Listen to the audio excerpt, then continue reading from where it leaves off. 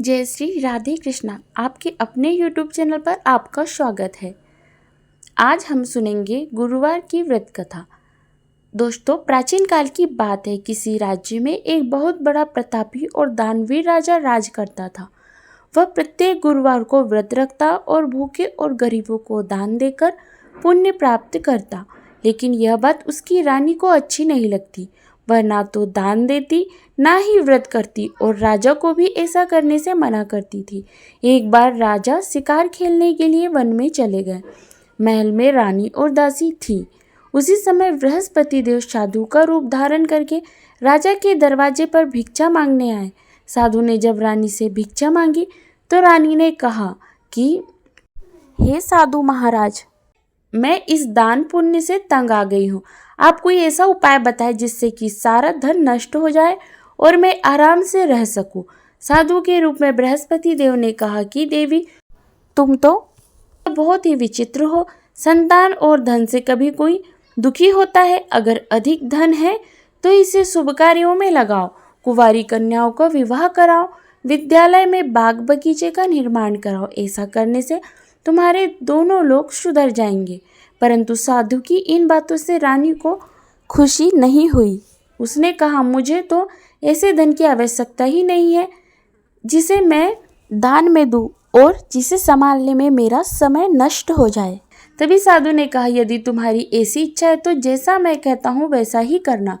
गुरुवार के दिन तुम अपने घर को गोबर से लीपना, अपने बालों को पीली मिट्टी से धोना और बाल धोते समय स्नान कर लेना। राजा से कहना कि वह गुरुवार को हजामत बनवा ले, भोजन में मांस मदिरा खाए, कपड़ा धोबी के यहाँ धुलने भेजना। इस प्रकार 7 बृहस्पतिवार ऐसा करने से तुम्हारा सारा धन नष्ट हो जाएगा। इतना कहकर साधु रूपी बृहस्पति देव अंतर ध्यान हो गए। साधु के कहे अनुसार बातों को पूरा करते हुए रानी को केवल 3 ही बृहस्पतिवार बीते थे कि राजा की सारी धन संपत्ति नष्ट हो गई और भोजन के लिए भी राजा रानी का परिवार तरसने लगा। तब एक दिन राजा ने रानी से कहा कि रानी, तुम यहीं रहो, मैं दूसरे देश को जाता हूँ, क्योंकि यहाँ पर सभी लोग मुझे जानते हैं, इसलिए मैं कोई छोटा मोटा काम नहीं कर सकता। ऐसा कहकर राजा परदेश चला गया। वहाँ रहे जंगल में लकड़ी काट कर लाता और शहर में बेचता। इस तरह वह अपना जीवन बिताने लगा। इधर राजा के परदेश जाते ही रानी और दासी दुखी रहने लगे।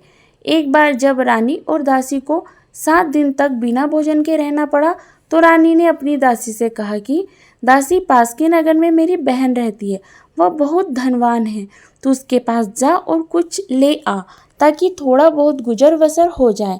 दासी रानी की बहन के पास चली गई।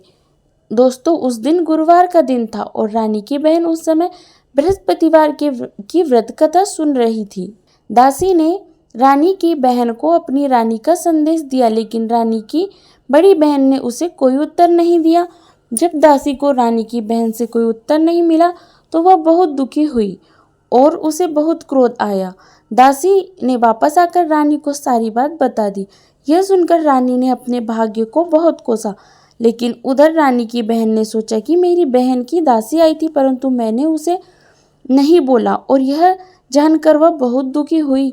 कथा समाप्त करके वह अपनी बहन के घर आई और उससे कहा, बहन, मैं बृहस्पतिवार का व्रत कर रही थी।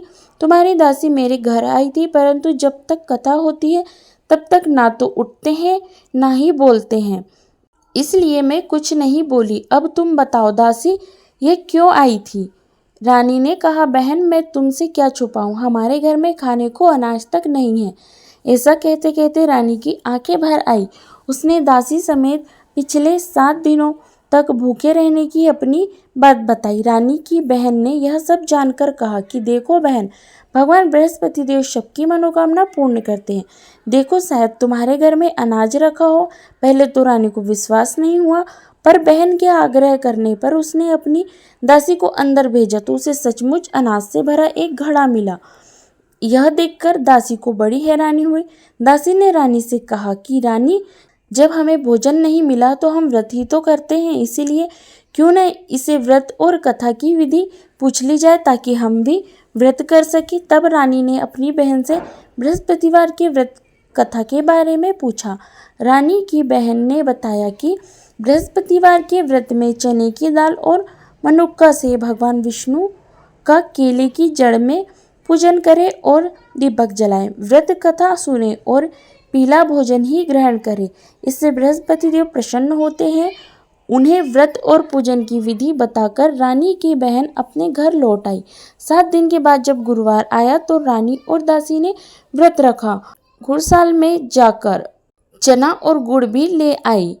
फिर उससे केले की जड़ और विष्णु जी का पूजन किया। अब पीला भोजन कहाँ से आया, इस बात को लेकर दोनों बहुत दुखी थी, लेकिन उन्होंने व्रत रखा था, इसलिए बृहस्पति देव उनसे प्रसन्न थे। इसलिए वह एक साधारण व्यक्ति का रूप धारण कर 2 थालों में सुंदर पीला भोजन दासी को दे गए।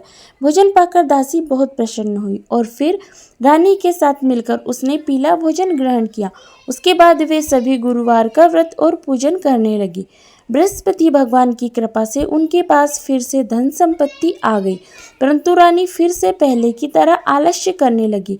तब दासी ने कहा, देखो रानी, तुम पहले भी इस प्रकार आलस्य किया करती थी। तुम्हें धन रखने में कष्ट होता था, इस कारण सभी धन नष्ट हो गया। और अब जब भगवान बृहस्पति की कृपा से हमें धन फिर से मिला है तो तुम फिर से आलस्य क्यों करती हो?